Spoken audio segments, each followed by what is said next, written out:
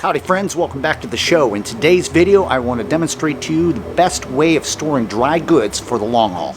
Now I've done a lot of reading on this subject when it comes to people wanting to store dry goods for a long period of time, such as mason jars and vacuum sealed bags and all that other good stuff. Let me show you what works for me. Now it's a no-brainer when it comes to storing any type of food for a long period of time is public enemy number one: oxygen and moisture. Now, while mason jars and vacuum sealed bags are both very good choices, and if that's what you have to work with, you're on the right track. But let me show you something where you can get actually a lot more shelf life out of those goods.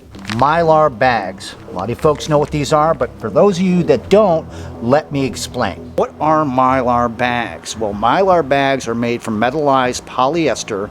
The oxygen is removed by addition of oxygen absorbers. Mylar bags come in a lot of different sizes and such. They come with a little tear corners as well as perforation on here for a Ziploc seal.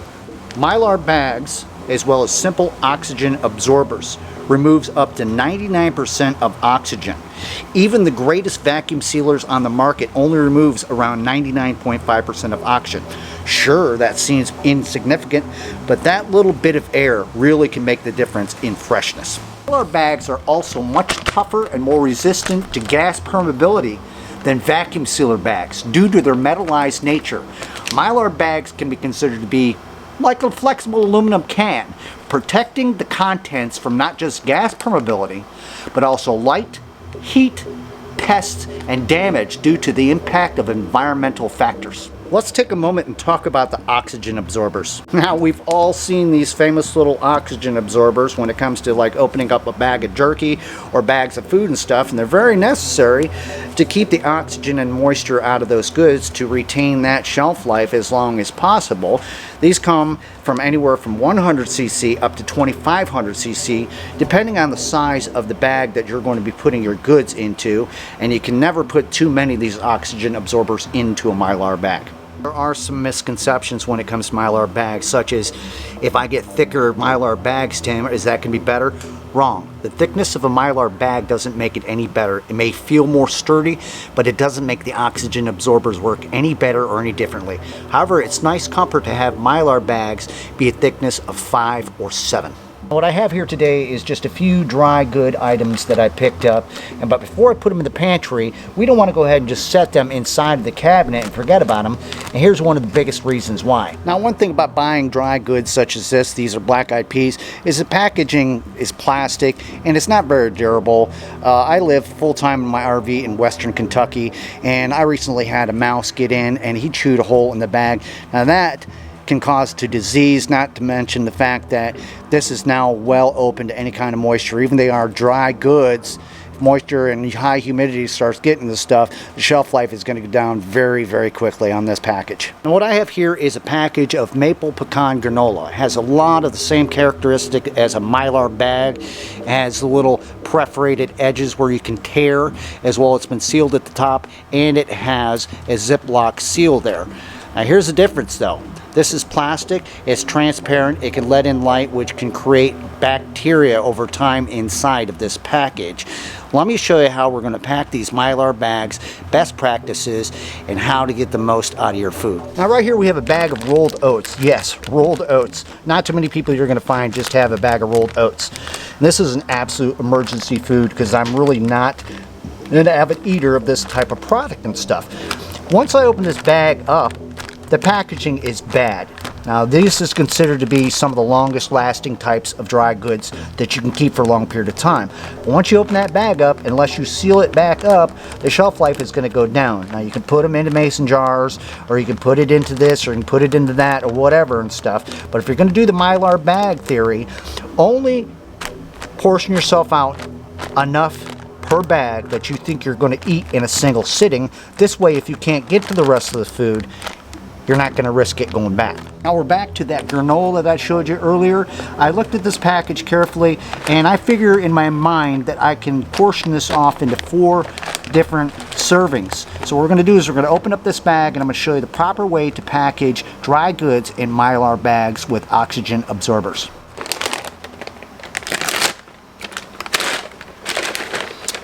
It does have a Ziploc opening to it, and I'm not seeing, we haven't got to the bottom of the package, any kind of oxygen absorber.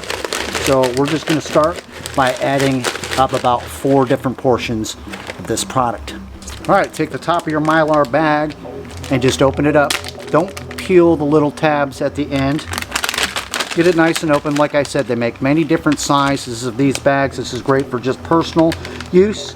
If you're a bulk store, then you'll have to get larger CC oxygen absorbers as well as larger bags. We're going to take some of our granola and we're going to dump in what I believe would be a serving size for myself. And this is what you do next. We're going to take a single oxygen absorber and we're going to place it down in the bag. Shake the bag up so all the contents are at the very bottom.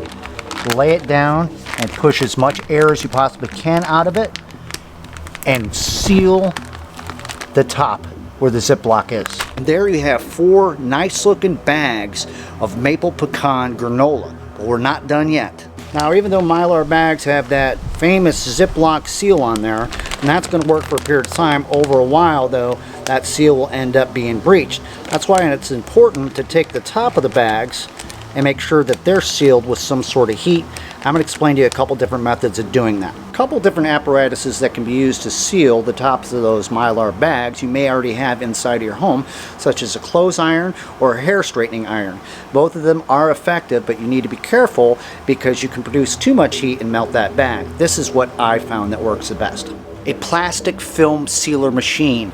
They're very inexpensive. They're worth their weight in gold. You're going to find yourself using this on a regular basis, and this machine was designed to do exactly what we're going to do, is seal the top of a Mylar bag. We're going to take the very top end of the Mylar bag, and what we want to do is set that down and press down on the iron so it seals the top of the bag, and hold it down. Usually they have lights. Keep it down until the light goes off, and then count to about 3 to 5 seconds.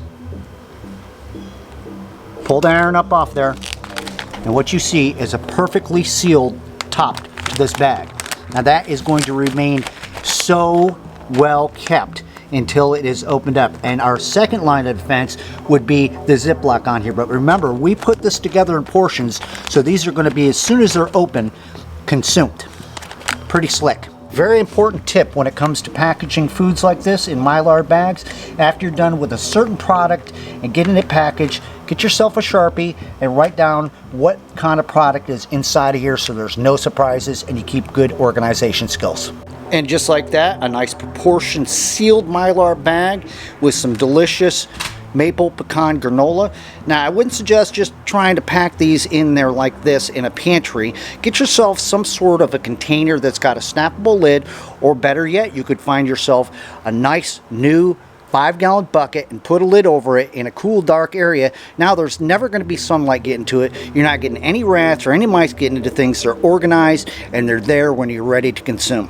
Well, you might ask, Tim, well, what can we put in these Mylar bags? Here are some ideas. Let's start with flour, sugar, white rice. Now, brown rice can be stored, but the oils will make it go rancid quicker than white rice will.